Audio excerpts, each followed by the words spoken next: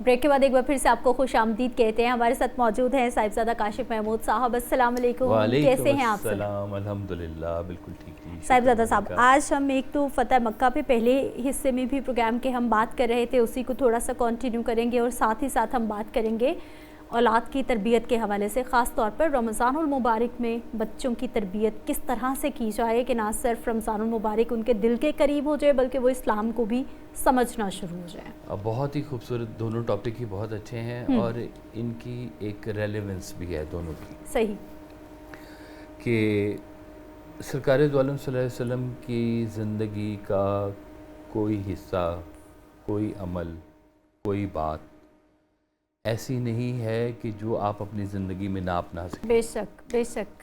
اسوہ حسنہ ہے. ایک ایک عمل آپ کی راہ درست کرنے کے لیے کافی ہے. ایک ایک عمل بھی، کوئی ایک بھی اگر آپ زندگی میں شامل کر لینا. تو میں فتح مکہ کے حوالے سے جو ایک خاص بات کہ جب فتح مکہ تھا اور کفار کی ٹانگیں لرز رہی تھی کہ اب پتہ نہیں ہمارے ساتھ کیا سلوک ہوگا. ہم نے تو ساری زندگی بہت تنگ کیا. تو سرکار دو عالم صلی اللہ علیہ وسلم کا ارشاد گرامی ہے کہ تمہیں پتہ ہے کہ آج میں تمہارے ساتھ کیا سلوک کروں گا. صحیح. تو تمام کفار جتنے مکہ والے تھے سب لرز رہے تھے کہ آج پتہ نہیں ہمارے ساتھ کیا ہونے والا ہے. اور کمال، جیسے سرکار صاحب کہتے ہیں کہ پیغمبر کی بات باتوں کی پیغمبر ہوتی ہے. صحیح. تو وہ بات بڑی بات کہ آج میں تمہارے ساتھ وہ سلوک کروں گا جو حضرت یوسف علیہ السلام نے اپنے بھائیوں کے ساتھ. سبحان اللہ. کہ آج عام معافی ہے، سب کے لیے معافی ہے. عام معافی کا اعلان. یہ جو معافی ہے، مجھے یاد ہے ایک دفعہ نا ایک سرکار وائس صاحب کے پاس ایک بندہ آیا، تکلیف میں تھا. تو سرکار وائس صاحب نے کہا کہ معاف کر دو. تو وہ ایک دم سے نا چیخ پڑا کہ میں نہیں معاف کروں گا، میں کیسے معاف کر دوں، اس نے میرے ساتھ ایسے کیا ہے ویسے کیا ہے، اور وہ ایگریشن میں بولنا شروع کر دیا. تو سرکار وائس صاحب نے کہا کہ او چلیا انہوں نہیں معاف کرنا، اپنے آپ کو معاف کرنا ہے. واہ واہ. آپ اپنے دل میں جب معاف نہیں کر رہے ہوتے تو کتنی کدورتیں لے کے چل رہے ہوتے ہیں، کتنی نیگیٹیوٹی لے کے چل رہے ہوتے ہیں.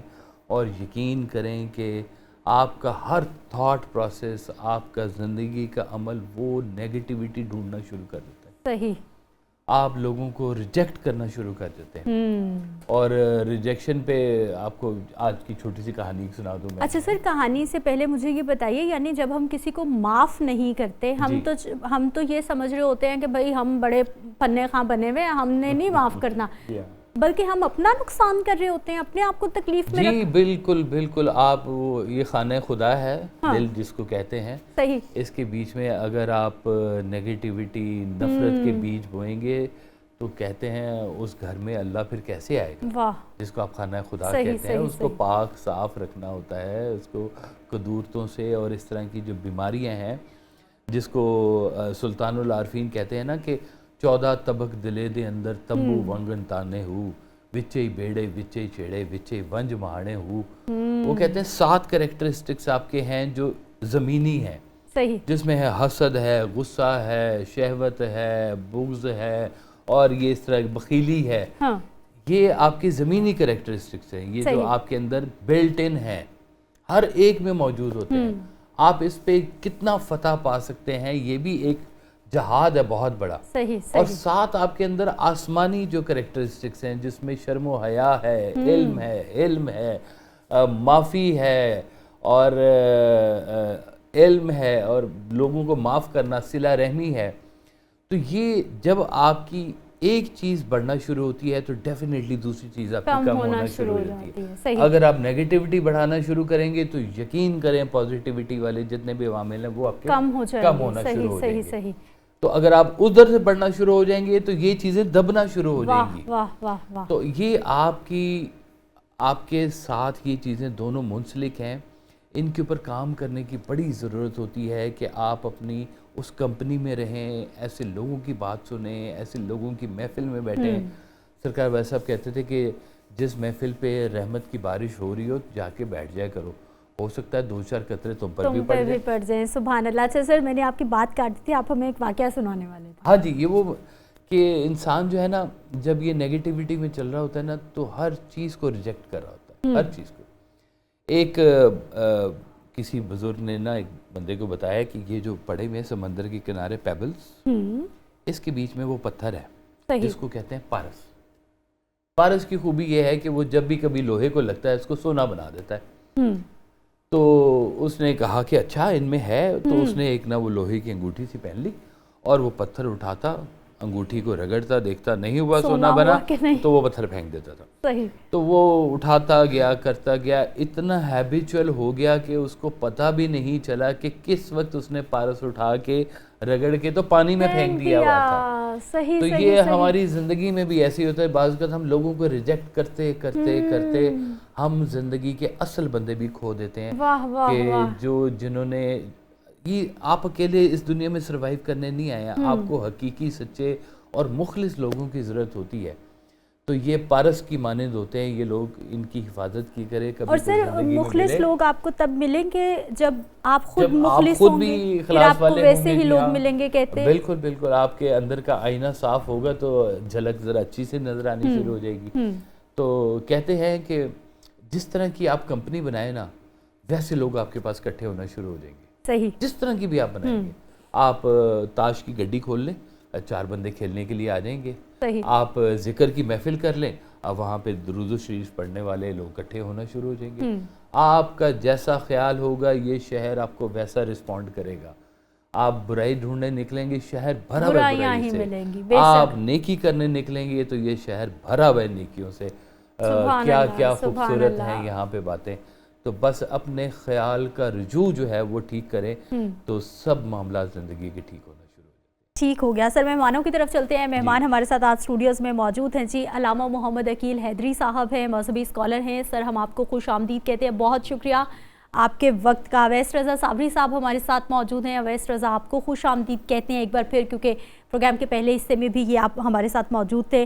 محمد عدنان ہجویری صاحب ہمارے ساتھ موجود ہیں، آپ بھی نعت خواہ ہیں، آپ کو خوش آمدید کہتے ہیں، بہت شکریہ آپ کے وقت کا. اعجاز احمد خان صاحب اورا اسپیشلسٹ ہمارے ساتھ آن لائن موجود ہے. السلام علیکم سر، آپ کو بھی خوش آمدید کہتے ہیں، بہت شکریہ آپ کے وقت کا. شکریہ اور اس پلیٹ فارم کا شکریہ جس نے ہمیں رسائی دی کہ ہم اپنی آواز ان لوگوں تک پہنچا سکیں جن کو ان کی ضرورت ہے. بہت شکریہ. آپ کی آواز بھی اور آپ کی تصویر دونوں اہم ہیں جی، آپ آیا کریں. جی بسم اللہ جی. اچھا سر، فتح مکہ سے آغاز کر لیں. جی میرا خیال ہے جی اس کے بہت اہم نکات ہیں، تو ذرا اس پہ بھی تھوڑی سی ذرا روشنی. علامہ صاحب، فتح مکہ کا اسپیشلی اگر ہم لیسن سبق جو ملا آج کے دور میں، اس سبق کی کیا ضرورت ہے اس پہ بات کریں. بسم اللہ الرحمن الرحیم. فتح مکہ اس کا ایک تاریخی پس منظر ہے. صحیح. آج کے دور کے اندر اگر ہم دیکھتے ہیں تو اس وقت بھی ملین کی تعداد میں لوگ کعبہ شریف کا طواف کر رہے ہیں. بے شک. اور اس کے اندر مشرق سے لے کر مغرب اور شمال سے لے کر جنوب تک ہر رنگ، ہر نسل، ہر طرح کا آدمی آپ کو وہاں ملے گا. آج حجاج کرام طواف کر رہے ہیں، عمرہ کی سعادتیں حاصل کر رہے ہیں، لیکن اس کے پیچھے ایک بڑی لمبی داستان ہے.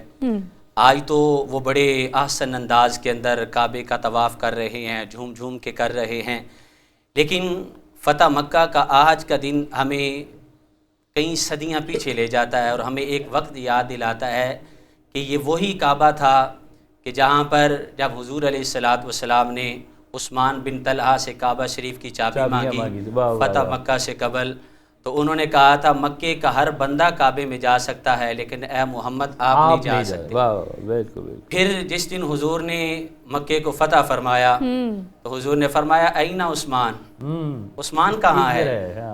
تو حضرت عثمان آپ کانپ رہے تھے، لرز رہے تھے کہ کیا بنے گا. میں وہی تھا کہ جب مجھ سے چابی مانگی گئی، اور لیکن عثمان کو کیا پتا کہ وہ نبیوں میں رحمت لقب پانے والا، مرادیں غریبوں کی بھر لانے والا، وہ اپنے پرائے کا غم کھانے والا اور مصیبت میں غیروں کے کام آنے والا.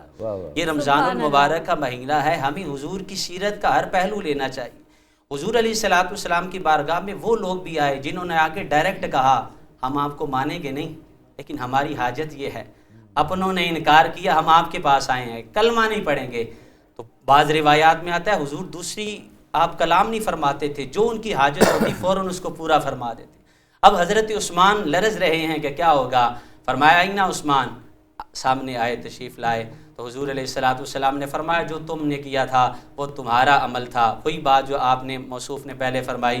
حضور نے قرآن پاک کی وہ آیت پڑھی لا تثریب علیکم الیوم. اس دن وہ لوگ بھی سامنے تھے جو راہوں میں کانٹے بچھانے والے تھے. آپ کے سب سے محبوب چچا حضرت امیر حمزہ کا کلیجہ چبانے والے بھی سامنے ہیں. بڑے بڑے وہ دشمن جو آپ کے جانی دشمن سے ہر لحاظ سے انہوں نے اذیت دینے کے لحاظ سے کوئی کمی نہیں چھوڑی تھی. حضرت خباب کو کوئنوں پر لٹانے والے, حضرت بلال کو اسی صحن حرم میں ریت پر, تپتی ہوئی ریت پر لٹا کر آپ کو اذیتیں دینے والے بھی موجود ہیں. لیکن محبوب کریم صلی اللہ علیہ وآلہ وسلم نے فرمایا میں یہاں پر میں لوگوں کو سزائیں دینے کے لیے نہیں بلکہ میں معاف کرنے کے لیے آیا ہوں, میں درگزر کرنا سکھانے کے لیے آیا ہوں. اور حضور علیہ الصلوۃ والسلام نے عملاً یہ کر کے سکھایا. آج میں اپنے دیکھنے والوں کو یہ پیغام دینا چاہتا ہوں, حضور نے اپنے اتنے بڑے دشمنوں کو معاف کیا. آج ہم اپنے معاشرے کے اندر دیکھیں, ہم اپنے گھروں کے اندر دیکھیں, ایک بات پر ایک بھائی 10 سال اپنے بھائی سے بات نہیں کرتا, سکی بہن کے دروازوں کو چھوڑ دیا ہے, حتیٰ کہ یہاں تک کہ لوگوں نے اپنوں کے جنازوں کو چھوڑ دیا. اور ہم کہتے ہیں ہم نے کلمہ پڑھا ہوا ہے حضور علیہ الصلوۃ والسلام کا. اگر ہم نے اس نبی کا کلمہ پڑھا ہے تو یہ فتح مکہ کا دن ہمیں درگزر کرنا سکھا رہا ہے, یہ معاف کرنا سکھا رہا ہے, یہ بتا رہا ہے. پھر حضور علیہ السلام فتح مکہ کا آغاز آپ دیکھتے ہیں کہ 6 ہجری کے اندر جب صلح حدیبیہ ہوتی ہے, اور اس کے بعد جو ہے ہم دیکھتے ہیں کہ جب وہ ایک بڑا معروف واقعہ ہے کہ جب 2 قبیلے, ایک قبیلہ قریش کے ساتھ اور ایک قبیلہ حضور علیہ الصلوۃ والسلام مدینے والوں کے ساتھ, پھر انہوں نے وعدہ خلافی کی اور قبیلہ بکر والوں نے قبیلہ قریش کے ساتھ مل کر ان کے 23 افراد کا قتل کیا. پھر حضور علیہ الصلوۃ والسلام نے لشکر بنایا, اور پھر حضور جب لشکر کو لے کر چلے ہیں, آج دنیا کو اگر جنگ کے اصول بھی سیکھنے ہیں تو وہ ہمارے نبی سے سیکھنے پڑیں گے. یہ ہمارا دین ہے کہ ہمارے دین نے کہا ہے کہ جنگ میں بھی اگر دشمن کی ماں بہن بیٹی آ جائے تو اس پہ حملہ نہیں کرنا. یہ ہمارا اسلام ہے جو ہمیں سکھاتا ہے کہ دشمن کے بچوں پر بھی وار نہیں کرنا. یہ ہمارا اسلام ہے یہ جو بتاتا ہے کہ دشمن میں اگر کوئی بوڑھا ہو تو اس پہ بھی حملہ نہیں کرنا.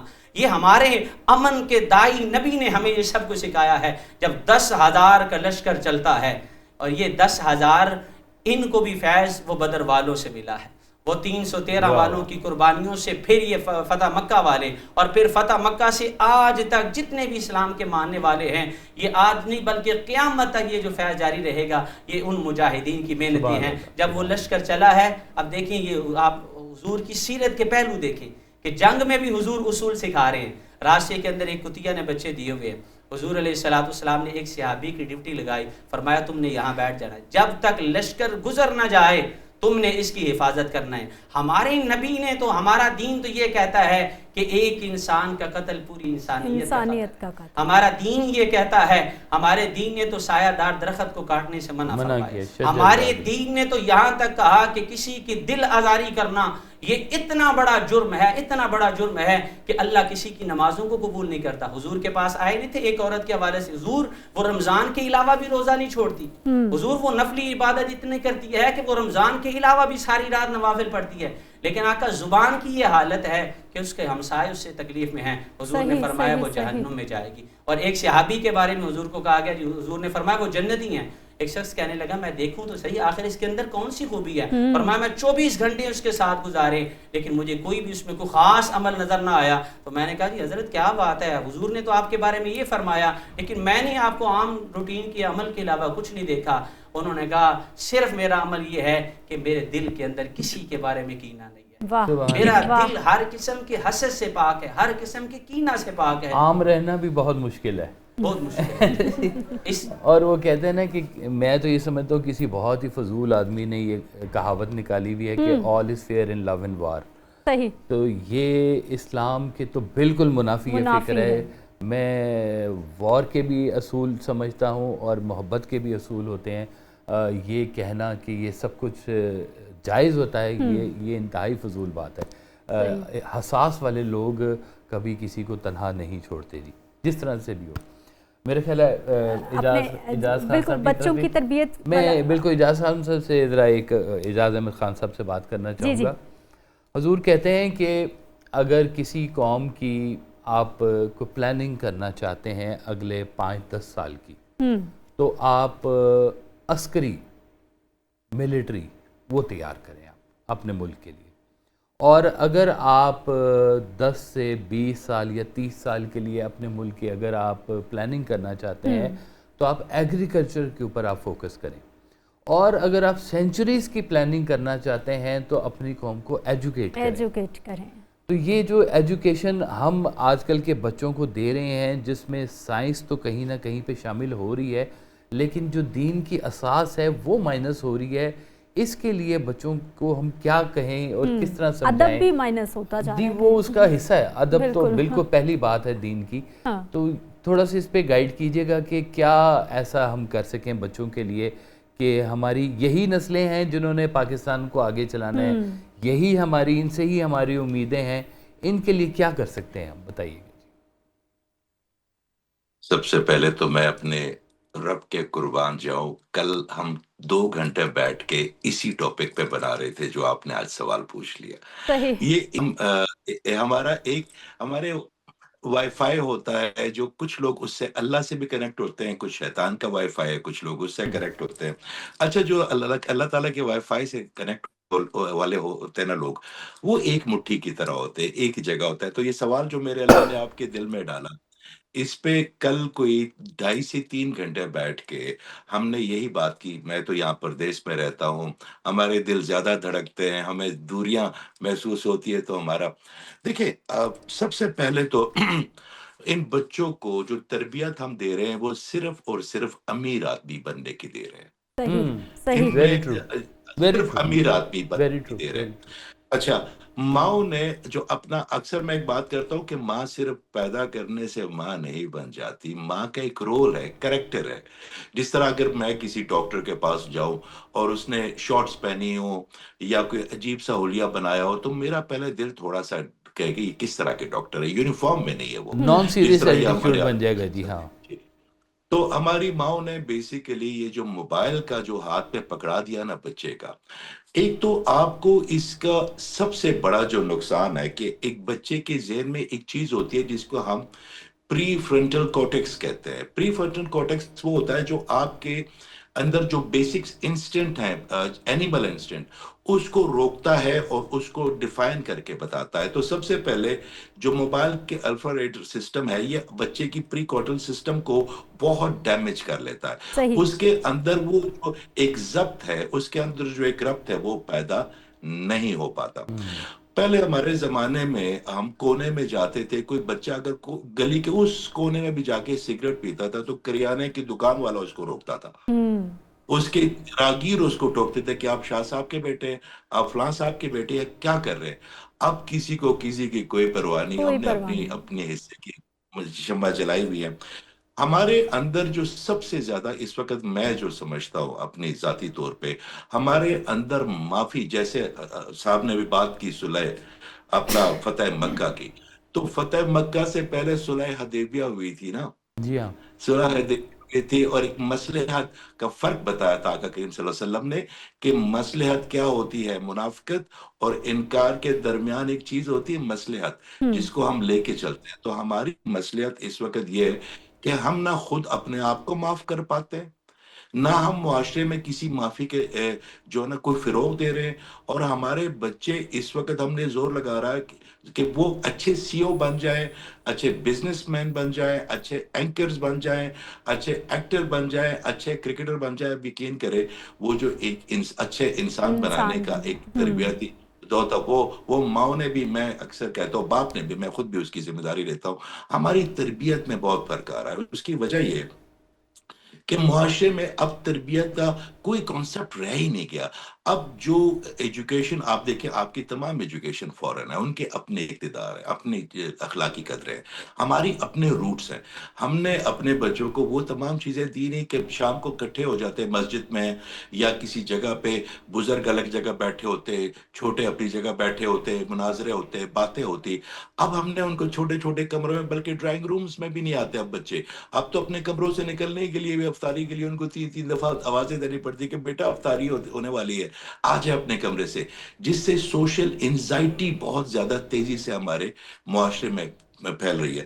ہمارے استاد کو آگے آنا پڑے گا. استادوں کو اپنی اولادوں کے علاوہ سب کو اپنی اولاد سمجھنا پڑے گا.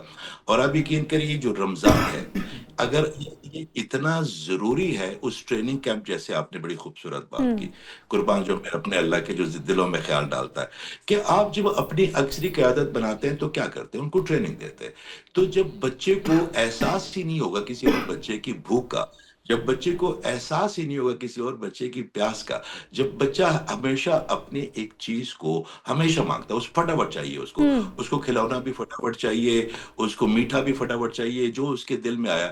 تو یہ اس کی اینیمل انسٹنٹ ہے، اس کو ہم نے ہیومن انسٹنٹ میں اس کے ضبط اور تربیت سے لے کے آنی ہے. اور آپ یقین کریں، میرا ایک پرسنل ایکسپیرینس ہے صاحبزادہ صاحب، جو بچے بے انتہا لاڈ اور پیار میں پلتے ہیں نا، ان کے اندر انسانیت کم ہوتی جاتی ہے. اور جن کو ماں باپ نے سختی سے ٹرین کر کے کیا ہوتا ہے، یقین کریں میں نے ابھی بھی دیکھا ان کے قبروں پہ جا کے روز یاسین پڑھ کے آتے ہیں جنہوں نے سختی صحیح کی ہے. صحیح ہم صحیح. نے اپنے اولادوں کو دوست بھی بنانا ہے، مگر ہم نے جو ان کی بیسک ٹریننگ ہے وہ شروع کرنی ہے معاف کرنے سے، اور وہ شروع کرنی ہے ادب سے، وہ شروع کرنی ہے تربیت سے. ہمارے جیسے جیسے معاشرے میں یہ جو ایک دوڑ لگ گئی ہے امیر بننے کی، اس سے بڑی باتیں پیدا ہو گئی ہے. تو اس پہ ہمیں بڑا کام کرنا پڑے گا. جی بہت بہتر جی، بسم اللہ جی.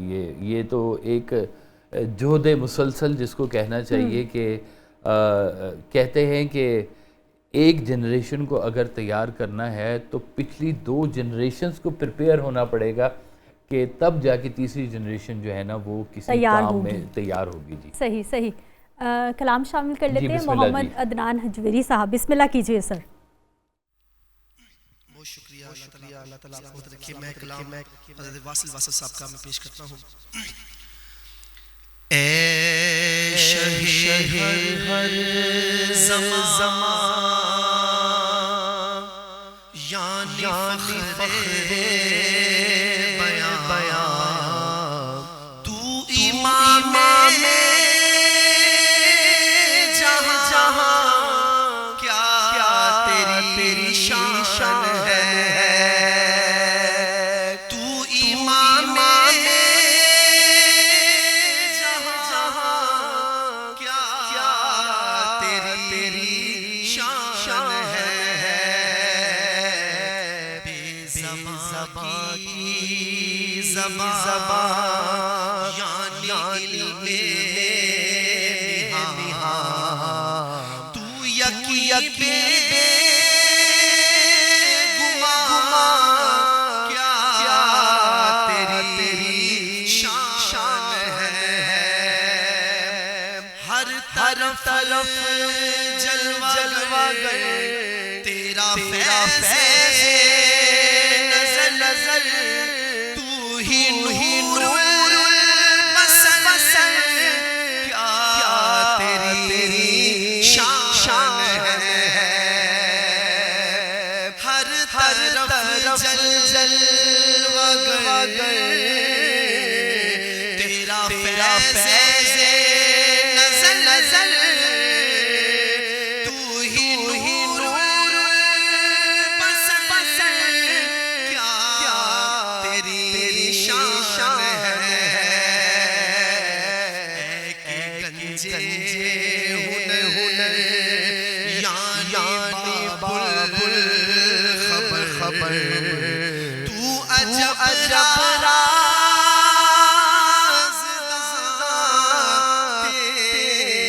کیا شان ہے. تو عجب کیا تیری شان ہے.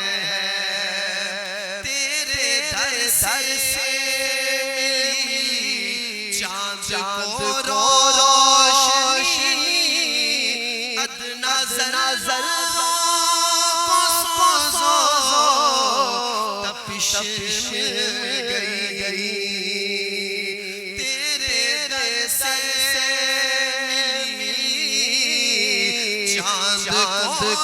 روشنی ادنا تپش گئی جس طرف نگاہ کرم ہو گئی جس طرف نگاہ کرم ہو گئی ہو گیا شاہ جہاں کیا تیری شان ہے اولیاء جہاں تجھ کو مانے ولی تو نے بخشی دل بری سروری اولیاء جہاں تجھ کو مانے ولی تو نے بخشی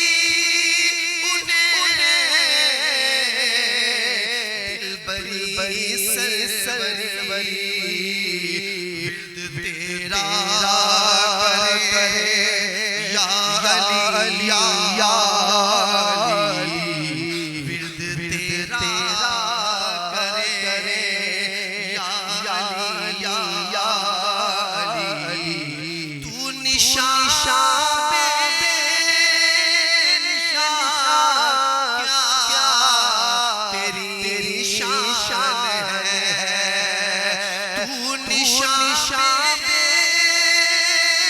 نشان کیا تیری شان ہے تیرے قدموں میں واصف کو ملی تیرے قدموں میں واصف کو مستی ملی تیرے فیض کرم سے ہوا ہے ولی تیرے قدموں میں واصف کو مستی ملی تیرے فیض کرم سے ہوا ہے ولی اس کو ہمت اس کو کہے کچھ کوئی اس کو ہمت اس کو کہے کچھ کوئی ہو گیا جان جا کیا تیری شان ہے ہو گیا جا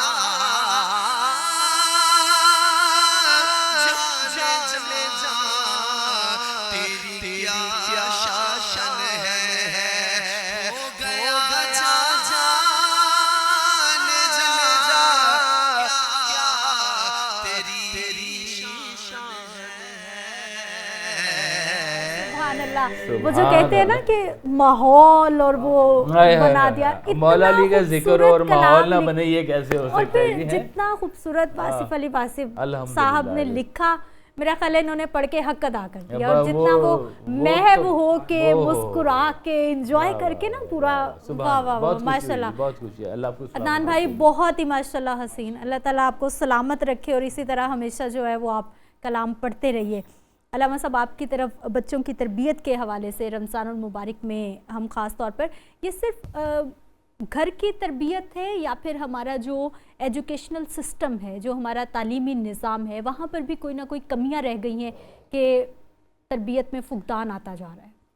تعلیم کے لحاظ سے اگر ہم دیکھتے ہیں تو اس دور کے اندر آج سے اگر کچھ سال ہم پیچھے جاتے ہیں تو جس طرح تعلیمی نظام آج کے دور میں زیادہ مضبوط ہے, پہلے نہیں تھا. صحیح. آج کے دور میں تعلیم ہر لحاظ سے عام ہے. آپ کالجز, یونیورسٹیز, اکیڈمیز جدھر جائیں آپ کو اور بہترین تعلیم ملے گی. فقدان ہے تو تربیت کا ہے. صحیح. اور وہ ابھی محترم فرما رہے تھے کہ استاذ کو آگے آنا ہوگا. تو یہ یاد رکھیے گا استاذ سب سے پہلا جو اولاد کا ٹیچر ہوتا ہے وہ بچے کے والدین ہوتے ہیں. بالکل. وہ سب سے پہلے اپنے والدین سے پک کرتا ہے. وہ اکیڈمی جائے گا یا وہ اسکول جائے گا، کالج یونیورسٹی جائے گا، وہ بات کی بات ہے. وہ سب سے پہلے اپنی والدہ سے سیکھے گا، اپنے والد سے سیکھے گا. صحیح. حضور علیہ الصلوۃ والسلام نے فرمایا کہ اولاد ایک شیشے کی طرح ہے. تو نبی مکرم صلی اللہ علیہ وسلم نے فرمایا، یاد رکھیے پیدائشی نہ تو کوئی چور پیدا ہوتا ہے نہ کوئی ڈاکو پیدا ہوتا ہے، صحبت کا یہ صحبت انسان کو بناتی ہے. اگر آپ اپنی اولاد اور اولاد سے بڑھ کر بندے کا قیمتی سرمایہ کوئی نہیں ہے.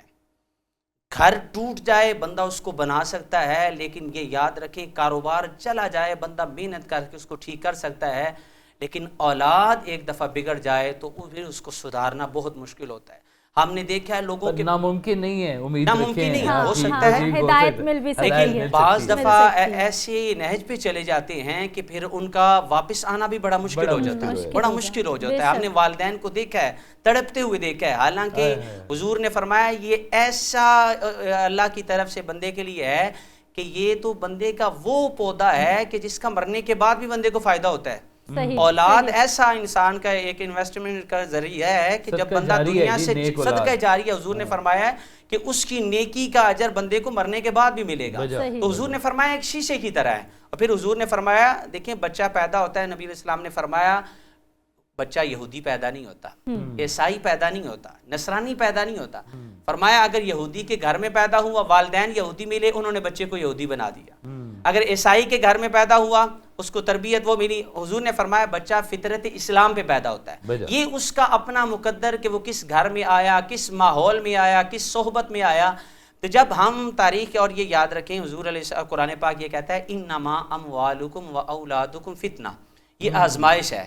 اولاد ایسی چیز ہے کہ اللہ دے کے بھی آزماتا ہے، نہ دے کے بھی آزماتا ہے، بیٹے دے کے بھی آزماتا ہے اور بیٹیاں دے کے بھی آزماتا ہے. یہ ہر لحاظ سے آزمائش ہی آزمائش ہے.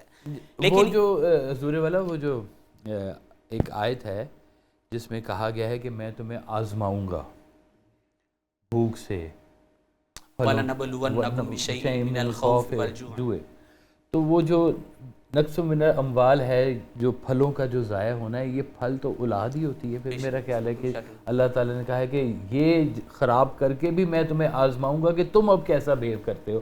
اور اس کے آخر میں کہا گیا کہ اور وہ جو صبر کرنے والے ہیں میں ان کے ساتھ ہوں. ان کے لیے بشارت ہی بشارت ہے صبر کرنے والوں کے لیے. مجھے یاد آ گیا ایک واقعہ جی، انہوں نے جب تلخ سے ایک بات کی تو سرکار ویسا صاحب نے ایک واقعہ سنایا کہ میں ایک دفعہ داتا صاحب کھڑا ہوا تھا اور وہاں پر ایک بزرگ آدمی دعا کر رہے تھے کہ یا اللہ تعالیٰ وہ جو دعا میں نے آج سے 20 سال پہلے کی تھی وہ واپس لے لے. اللہ اللہ. بڑی عجیب سی مجھے بات لگی کہ لوگ تو دعا کرتے ہیں کہ پوری ہوئی میری دعا اور شکر ادا کرتے ہیں، تو وہ دعا کرے کہ یا اللہ وہ جو اس نیک ہستی کی جگہ پہ کھڑے ہو کر میں نے آج سے 20 سال پہلے دعا کی تھی وہ دعا میری واپس لے لے. تو سرکار صاحب کہتے ہیں میں نے اسے پوچھا کہ بھائی ایسا کیا ہو گیا، تمہاری دعا قبول بھی ہو گئی اور تم واپس کرنے کا کہہ رہے ہو؟ تو اس نے کہا جی میں نے آج سے 20 سال پہلے یہاں پر آ کے دعا کی تھی کہ یا اللہ مجھے بیٹا عطا کر. صحیح. اللہ تعالیٰ نے مجھے بیٹا عطا کیا. آج وہ بیٹے نے میرے ساتھ وہ سلوک کیا ہے کہ میں اللہ سے پناہ مانگتا ہوں جس قدر اس نے میرا نام بدنام کیا ہے اور جو اس نے مجھے تکالیف دی ہے. میں کہتا ہوں یا اللہ تعالیٰ وہ دعا میری تو واپس ہی کر دے، اس سے بہتر تھا کہ تم مجھے بیٹا. اس پہ میں آپ کو دیکھیں قرآن نے ہمیں اصول بتایا ہے. حضرت ابراہیم خلیل اللہ کی دعا اولاد کے حوالے سے جی کہ جب بھی دعا مانگو اولاد کے حوالے سے ربی حبلی من الصالحین، صرف اولاد کی دعا نہ مانگو بلکہ یہ اولاد کی دعا. دیکھنا یزید بھی تو کسی کی اولاد تھا نا جی، امام حسین بھی اولاد تھی لیکن یزید شرمندگی کا استعارہ ہے اور میرے امام حسین جو ہے وہ اپنے والدین کے لیے بھی ایک والدین تو ویسے ہی وراء الورا شان والے تھے لیکن آپ کے نام نے ان کے نام کو اور بلند کر دیا ہے. تو اولاد، اور دوسری بات یہ میں کہنا چاہوں گا کہ آج والدین اولاد سے بہت دور ہو گئے ہیں. آج ہمارا تعلیمی نظام ایسے ہے کہ والدین اپنی اولاد کو ٹائم بالکل نہیں دے رہے.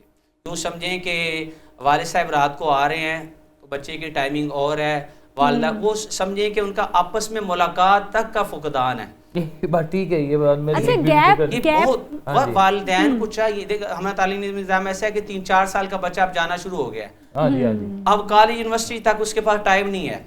حالانکہ والدین کو چاہیے کیمپر والے دور میں بچوں کو بھیج دیتے ہیں. بالکل ایسا ہی. اور گھر میں بچے مائیں تنگ ہو جاتی ہیں، انہیں ڈالیں پلے گروپ میں، بھیجیں اسکول ان کو. اس میں میں ایک واقعہ آپ کے سامنے والدین کی یعنی کہ تربیت کے حوالے سے، حضرت بابا فرید الدین گنج شکر رحمۃ اللہ تعالی علیہ، آپ کی والدہ کے پاس کچھ عورتیں آئیں تو انہوں نے کہا تھا کہ آپ کے بچے اور ہمارے بچے میں اتنا فرق کیوں؟ ایک ہی زمین کا اناج کھاتے ہیں، ایک ہی کنویں سے پانی پیتے ہیں، لیکن اتنا فرق کیوں؟ آپ کے فرید کو جب دیکھو حضور پر درود پڑھتا نظر آتا ہے، ہمارے بچے بھی اسی عمر کے ہیں، وہ گلی میں کھیلتے ہوئے نظر آتے ہیں. آپ کا فرید مصلی پہ روتا ہے اور ہمارے بچے جو ہیں وہ. تو آپ فرمانے لگی اس میں اکیلے فرید کا کمال نہیں ہے، تھوڑی سی محنت میری بھی شامل ہے. سبحان اللہ. پوچھا وہ کیا؟ فرمایا میں نے فرید کو جب بھی دودھ پلایا ہے باوضو دودھ پلایا. سبحان اللہ. پڑھتے ہوئے پلایا، درود پڑھتے ہوئے. تو جس ماں نے درود پڑھتے ہوئے دودھ پلایا ہوگا، آپ سوچ سکتے ہیں اس ماں نے کبھی نماز یا.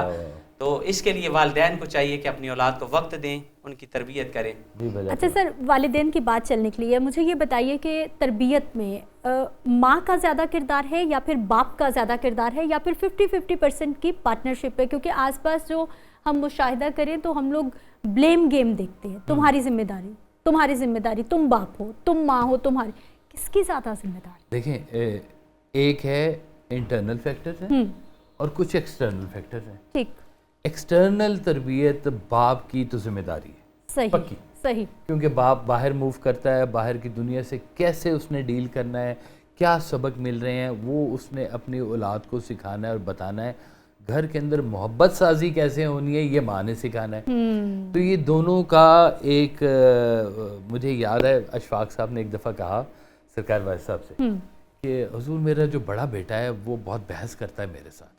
صحیح. تو آپ نے کہا آپ ماشاءاللہ ڈرامہ رائٹر ہیں، آپ کی پروڈکشن خراب ہوگی تو ذمہ دار آپ ہیں، اپنی پروڈکشن کی خود حفاظت کریں. اچھا یہی والا سوال ہے جاز احمد خان صاحب کی طرف کہ بچے سوال کرتے ہیں یا پھر بچے آگے سے بحث کرتے ہیں تو والدین کو برا لگتا ہے، شٹ اپ کال دیتے ہیں کہ خبردار یہ سوال نہ کرو اور اس کا کیا جواب تم نے لینا ہے. اور وہ جو بچوں کے رہ جاتی ہے اندر کہیں کسک، وہ کیسے والدین جو اتنے سٹبن ہیں کہ نہیں ابھی نہیں بتانا اور بس چپ کر کے مان لو ہماری بات، وہ بچوں کی گروتھ میں کیا کردار ادا کریں؟ یہ صاحب نے جو بات کی کہ سب ذمہ داری پہلے والدین کی ہے، میں آپ کو ایک تجربے کی بات بتاتا ہوں کہ سب کے والدین سرکار واصف علی واصف صاحب ہوتے ہیں، سب کے والدین جناب اشفاق احمد صاحب ہوتے ہیں، سب کے والدین ناب پروفیسر احمد رفیق صاحب ہوتے ہیں. ہمارے بچوں کو جو اصل پرابلم آ رہی ہے وہ لرننگ کی نہیں آ رہی اس وقت، وہ ان لرن کرنے کی آ رہی ہے کہ جو ہم نے جو ہمارے بڑوں کی جو ایسی چیزیں جن کا دین کے ساتھ یا مذہب کے ساتھ یا اخلاقیات کے ساتھ ہی وہ کلچرل چیزیں آ رہی ہیں، پھر وہ بچے جب اس معاشرے میں آ کے پرفارم کرتے ہیں اور وہ اپنے ایک علاقائی جو فرسودہ چیزیں ہوتی ہیں اور ان کو ڈیلیور نہیں کر پاتے کسی مہذب معاشرے میں، تو بڑی پرابلم آتی ہے. تو وہاں پہ ہی آ کے پھر استاد اس کو بتاتا ہے کہ بیٹا یہاں پہ یہ جو آپ چیزیں لے کے چل رہے ہیں، یہ لیگیسی کے پی کے کی الگ لیگیسی ہے، پنجاب کی الگ ہے، سندھ کی الگ ہے، اور آپ یقین کریں ان میں دین جو ہے نا وہ بڑا کم ہے، باقی صرف علاقائی چیزیں ہیں. تو وہ استاد ان کے اندر سے جس طرح کسی طرح کیلیں چھپ جاتی ہیں اپنے بزرگوں کی وجہ سے، تو استاد کا کام ہوتا ہے وہ کیلیں نکال لینا. صحیح. لیکن دوسرا آپ جی میں کہتا ہوں کہ والدین جب بننا ہی ہوتا ہے، پتہ ہوتا ہے کہ شادی ہو رہی ہے، والدین بننا ہے، تو بیٹی کو تو گھر گھرستی کے بارے میں سارا کچھ سکھایا جاتا ہے، تو بیٹے کو بھی کچھ نہ کچھ تو بتایا ہی جاتا ہوگا جی. لیکن اولاد کی تربیت کے حوالے سے ان کی اپنی پرسنل آبزرویشن ہوتی ہے، کوئی اس کا انسٹیٹیوٹ، کوئی اس کی جگہ، کوئی ایسی بات، کوئی کتاب کچھ تو دے پڑھنے کے لیے ان کو کہ کچھ سمجھ آئے کیسے چلانا ہے. غلط ہو سکتے ہیں، والدین بھی غلط ہو سکتے ہیں، فیصلے غلط ہو سکتے ہیں، ان کے اپنے تجربے غلط ہو سکتے ہیں، تو وہ امپوز کرتے ہیں اپنی اولاد کے اوپر، میں نے انجینئر بنا تو ضرور بنے گا. देखिए मैं तो डील करता हूँ आजकल ये जो ऑटिस्टिक बच्चे हैं, ये बहुत ज्यादा आ रहे हैं, आपने अगर नोट किया होगा। सही। आपको एक नई चीज बता दूं, ये जो ऑटिज्म है बच्चे में, ये उसके अंदर इनबिल्ट नहीं होती। अच्छा। हमारे माँ या जो वालिदैन की एक की एनर्जी इतनी नेगेटिव होती है या कोई डिसऑर्डर होता है, सही। 12 साल तक कोई भी बच्चा अपना ऑरा खुद नहीं बनाता।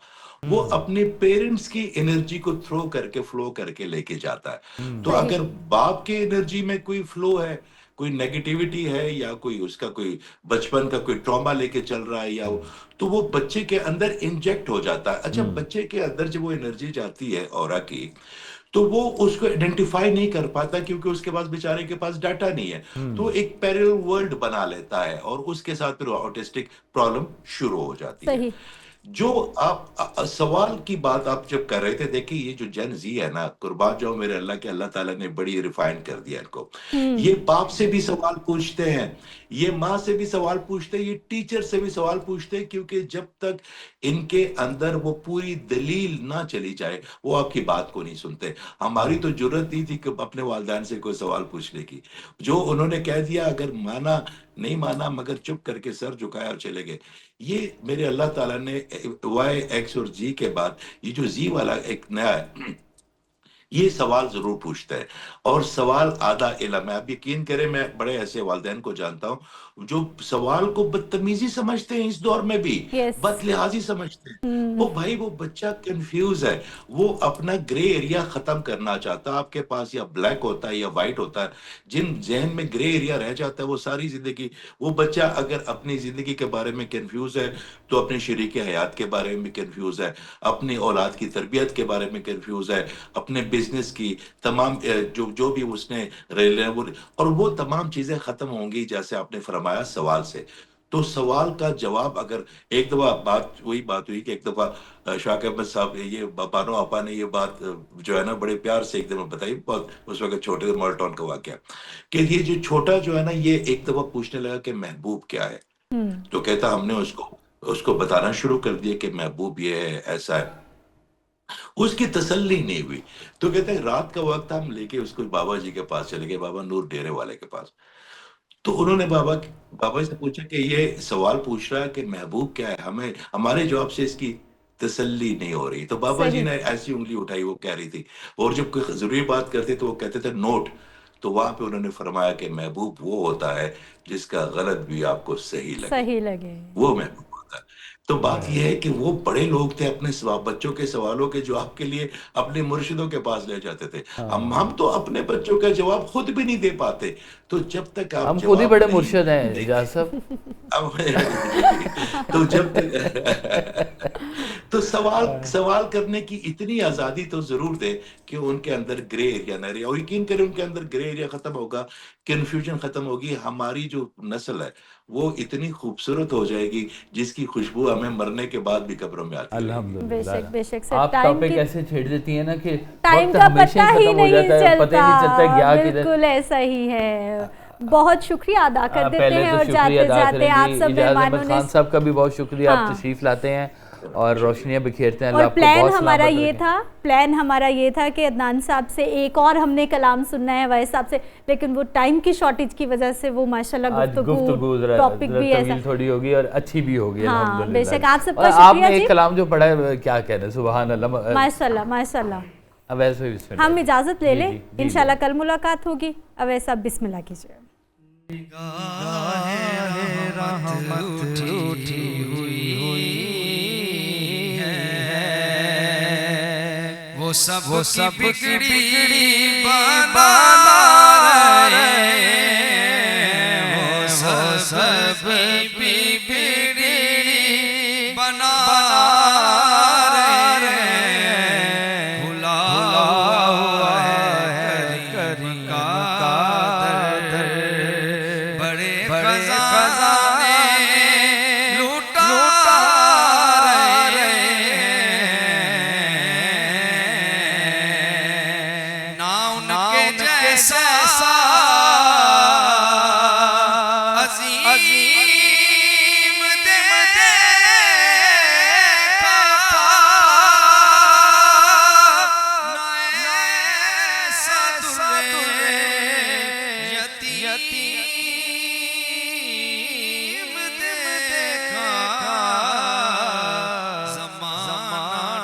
رہا ہے جن کو انہیں وہ سینے لگا رہے ہیں، انہیں وہ سینے لگا رہے ہیں۔ بروز محشر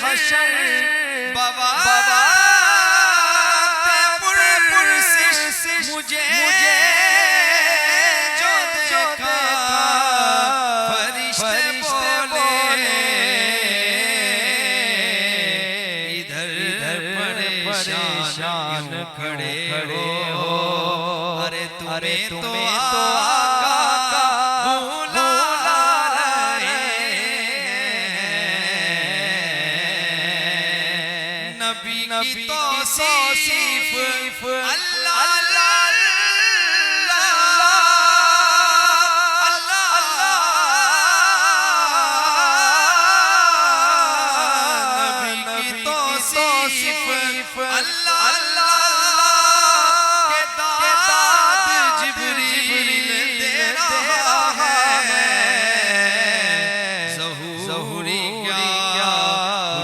نصیب ہے جو نبی کی نعتیں سنا رہے ہیں، نبی کی نعتیں سنا رہے ہیں۔ آتا ہے انہیں منگتوں پہ پیار کچھ ایسا خود خود کہیں منگتے کا بھلا ہو، منگتا تو رہا، منگتا کوئی شاہ میں دکھا دو جس کو میری سرکار سے ٹکڑا نہ ملا ہو۔